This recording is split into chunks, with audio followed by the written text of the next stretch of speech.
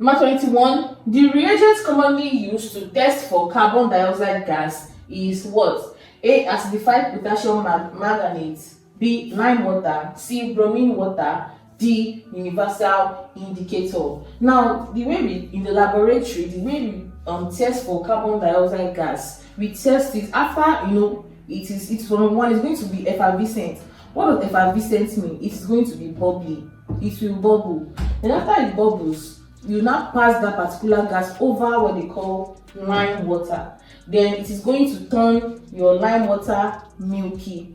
Normally, lime water is going to be clear, but when you pass CO2, it will become milky. So that's the way we test for CO2 gas. It turns lime water milky.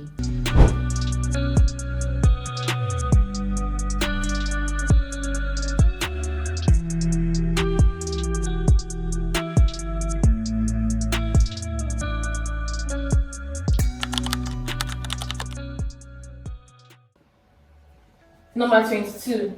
Which of the following changes involves reduction? Now you have to know that what is the meaning of oxidation, what is the meaning of reduction. Now oxidation is the loss of electrons. That is the loss of electrons. While reduction is the gain of electron. Reduction is the gain of electron, while oxidation is the loss of electrons. Now the question, they're asking us that which of these is actually reduction? A. Gain of oxygen. B. Loss of oxygen. C. Gain of electrons. D. Increase in oxidation number. So our answer is reduction, that is gain of electrons. That's option C. Number 23. The electronic configuration of sodium is what? Firstly, you have to know that sodium is number what on the periodic table. Now, the periodic table, sodium is number 11. Now, it's not only by knowing the number that it is, you have to know how do we arrange it in the shells. Now, the first way we normally rearrange, in the first shell, it must be just 2 electrons that must be there. So you write 2. Then in the second shell, it must not be more than 8. Now, what is 2 minus 11? That is going to give us 9. Then, out of that 9, we can still fill 8 here. Then the remaining is now what? 1. Assuming we have like 20, we can still put, assuming we have something like 20, this is how we're going to arrange it. The first one is always 2, that's, constant. Then we can say 8 can still go. How many remain? We can say that it still remains 10. Then, another 8 can be here. So 8 can still be coming there, but it must not exceed 8. Then at the end of the day, 2 will be remaining. So this is how we do our EC in chemistry. Now our answer here is option A, 281. Number 25. Number 24. Which of the following substances is used in vulcanization of rubber? Now what is vulcanization of rubber? Now this is just the addition of sulfur in your rubber to make it more, to have more strength, make it stronger, and to make it, the tensile strength has to be strong. So sometimes we add sulfur in our rubber to make it stronger, and this process is called the vulcanization of rubber. Now they're asking us that which of the substances are used. From the definition, we know that it is sulfur that is used in the vulcanization of rubber. Number 26, number 25, what is the molar volume of a gas at standard temperature and pressure? Now, at standard temperature and pressure, what is the molar volume of a gas? A, 11.2 dm3, B, 22.4 dm3, C, 24 dm3, D, 44.8 dm3. Now, at standard temperature and pressure, the volume of a gas, the molar volume of a gas is 22.4 dm3, and it is constant. Just like how we have for pressure, we say pressure will give us 776, or we can say that temperature is 273. Just like that. That is how 760 for pressure, millimeter mercury. But for temperature, 273 Kelvin. So those are how we have those for pressure and temperature. For volume, especially for gases, is 22.4 dm3. Number 26. Which of the following compounds will decolorize bromine water? Now we use this bromine water to test for some particular, some particular substances, some particular hydrocarbons. Now we use it to test for hydrocarbons that are unsaturated. Now when something is unsaturated, that means it has more than one bond. That means it can be one bond, it can be two bonds. And we're talking about our alkenes and our alkynes. But saturated hydrocarbons, those ones, they have just one single bond, and these are our alkanes. So we're asking that which of these compounds will decolorize bromine water? Now it is only unsaturated compounds that will decolorize bromine water. So you have to know that out of these options, which of them is unsaturated. Now ethane has the suffix of ane, which means that it belongs to alkane family and it is saturated, so it's not our answer. Now ethene, it has ene, which is the alkene, and alkenes, they have double bond, they are unsaturated, so we can say it will decolorize bromine water. This one also has ane, it will not decolorize.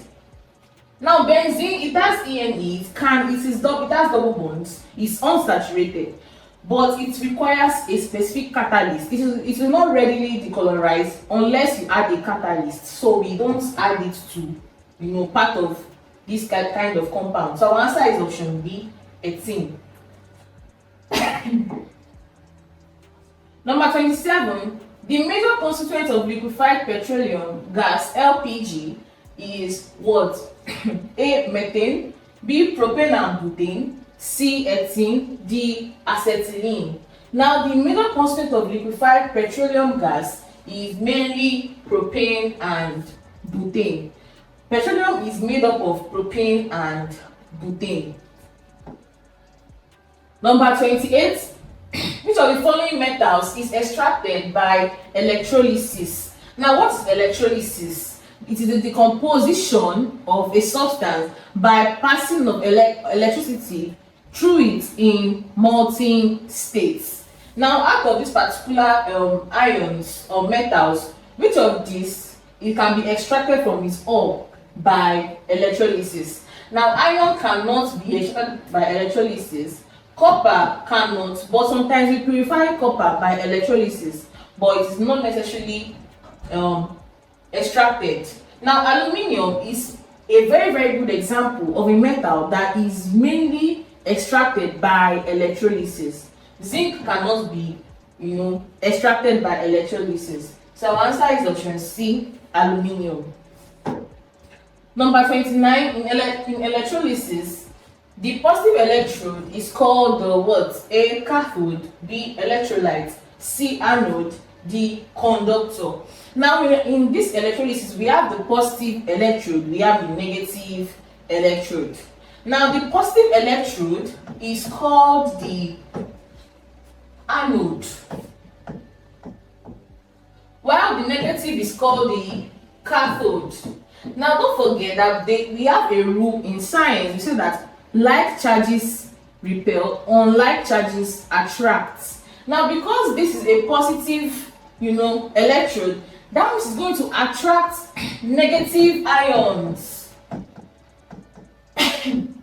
Negative ions. Now when it attracts negative ions, they will now become the anions. So that is how. So it is this anode that gave birth to anions. Now for cathode, it is negative. It will attract positive ions. Then that's why we call them the cation ions. So our answer here is option C, anode.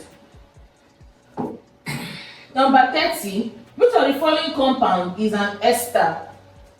Now you have to know the functional group of esters. All groups in organic chemistry, they are functional group. Just like how your alkane is single bond, alkene and double bond, alkyne is triple bond, your alkanoic acid we say is COOH. Now for esters, the functional group of ester is COO. So you have to look is R, or we can say RCOOR. where the two R's are alkyl group. That means anywhere you see something like this, you are seeing an ester. Now here we have this as COOH, so this is an alkanoic acid. This one has OH, this is an alkanol. Now this is an alkyl, this is also an alkyl. Then this one has COO. So that means we're talking about option C. This is a very good example of an ester. Number 31, which of the following is a characteristic property of acid? A. Bitter taste. B. Turns red litmus blue. C. Produces hydroxide ions in water. D. Reacts with metals to produce hydrogen gas. Now for bitter taste, it is based, acids don't have bitter taste. Instead, they have a sour taste. Now if you are eating this, your lime or things like that, they are acidic. That's why they have this sour taste. Now turns red litmus blue. Now acid, they don't turn red litmus blue. Instead, they turn blue litmus to red. And they don't produce hydroxide ions in water. Instead, they produce hydrogen ions in water. Now react with metal to produce hydrogen gas. Now this is a very good property of acids. They react with metals to produce hydrogen gas. Our answer is option D. Number 32, the percentage of oxygen in air is approximately what? Now air is made up of two main elements. Don't forget that air is a mixture of gases. Now we know that our nitrogen is around 78% or 70%, and we know that our oxygen is 21%, and the remaining gases are the rare gases. The remaining gases, they make up the remaining one, but these two are the main. Now for 21%, now they're asking us for oxygen, and we know that that's 21%. Number 33, which of the following substances acts as a catalyst in the contact process? Now the contact process, it is the production of H2SO4. That's what makes up the contact process. Now normally the catalyst that is used in this contact process is what we call V2O5, which is named as vanadium 5 oxide. We use this particular compound as a catalyst in contact process. Number 34, what type of bond exists between hydrogen and oxygen in water molecules? A, we have ionic bond. Now ionic bond, it is the bond that is between a metal and a non-metal. And if you notice that we have hydrogen and oxygen, they are both non-metals. So we can say that it is not ionic bond. Metallic bond, this is not a metal, so it cannot have metallic bond. Now covalent bonding is the bonding between two non-metals. And if you look at this H2O, H is a non-metal, O is also a non-metal.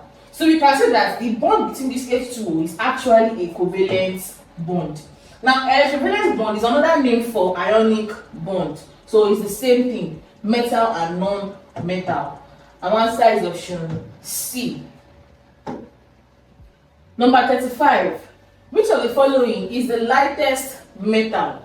Which of the following is the lightest metal? Now notice that all group 1 metals, they are light, they are soft. That's a characteristic of group 1 metals, alkali metals. So when you have to know that what's the first alkali metal. Now the first alkali metal is the lithium, and that is the lightest metal. Then after lithium, we can now say, okay, we cannot have like potassium, we can have sodium, we can have potassium and different kinds of metals.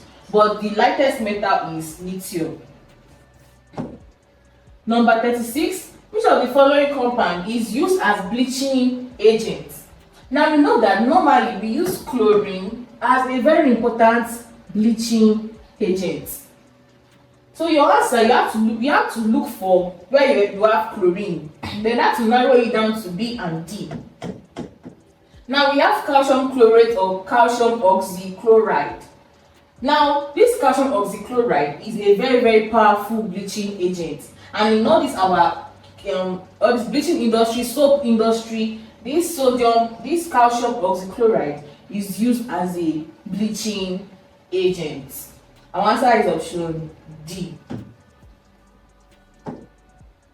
Number 37. The addition of hydrogen to vegetable oil is known as what?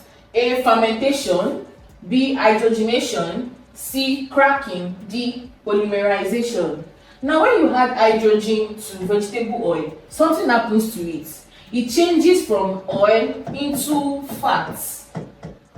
So that is it. Now, most of this time, your bread spread, they are normally as oils, but it undergoes hydrogenation for it to become fats. So the process of converting oil to fat is hydrogenation, and that is the addition of hydrogen into vegetable oil. That's option B. Number 38. Which of the following compounds contains ionic and covalent bond? Ionic and covalent bond. A, we have NaCl, B, we have H2O, C, we have NH4Cl, and D, we have CO2. Now, NaCl has only ionic only, H2O has covalent only, this one has a kind of dative bonding, while CO2 has only covalent. Now, most times, dative bonds are normally, now the reason why this can be, they have ionic and both covalent is because, let me look at NH4 is something like this, NH4 plus, Cl is Cl minus. So you can see that this plus and minus, these are something that you see in ionic bond only, but we can see it here. Another thing is that it also involves two non-metals. So we can say that NH4Cl has both ionic and covalent bonds. Number 39. Which gas is mainly responsible for depletion of the ozone layer? A. Carbon monoxide, B. Sulfur dioxide, C. Chlorofluorocarbons, D. Methane. Now our answer here are the CFCs, which are the chlorofluorocarbon. They are mainly responsible for the depletion of ozone layer because they release chlorine gas into the atmosphere, and this chlorine gas is one of the main gases that depletes the ozone layer. Number 40. Which of the following laboratory apparatus is used to measure exactly 25 centimeter cube of solution? A. Beaker, B. Measuring cylinder, C. Pipette, D. Conical flask. Now they're saying exactly 25 centimeter cube. Now if you are conversant with your titrations in the laboratory, most of the times they'll tell you that to titrate a base of 25 cm cube, and this base we use pipette to titrate this exact volume of base. So in the laboratory, pipette is always, most time it exists only as 25 centimeter cube. So our answer here is the pipette. It is used to measure exactly 25 cm cube of a solution. And this brings us to the end of our class. If you have any question, make sure you drop your question in our comment section, and don't forget to subscribe to this channel. See you in our next class. Goodbye. Hi, I'm sure you enjoyed the video you just watched. To see more content as that, preparing you for your upcoming exam, make sure to smash the subscribe button and turn on notification. Also, remember that you can use the comment section to send us your questions or your inquiries, and we are happy to take them. I'll see you in the next video. Bye.